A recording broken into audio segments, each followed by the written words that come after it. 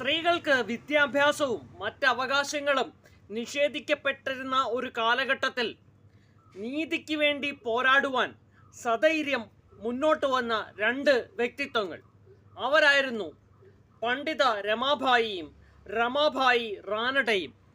സ്ത്രീ വിദ്യാഭ്യാസം പ്രോത്സാഹിപ്പിക്കുന്നതിനും ബാലവിവാഹം നിരുത്സാഹപ്പെടുത്തുന്നതിനുമായി പൂനെയിൽ ആര്യ മഹിളാ സമാജം സ്ഥാപിച്ചത് പണ്ഡിത രമാഭായിയാണ്.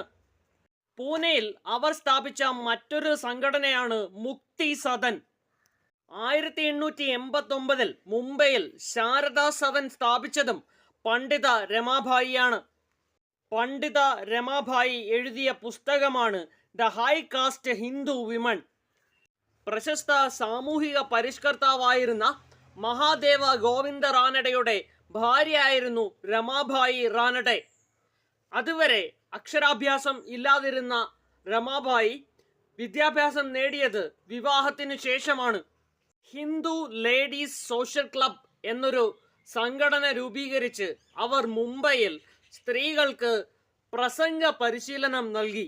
പെൺകുട്ടികൾക്കായി ഹജൂർ പാഗ എന്ന പേരിൽ ഒരു പെൺ പള്ളിക്കൂടം ആരംഭിച്ചതും രമാഭായി റാനഡയാണ്.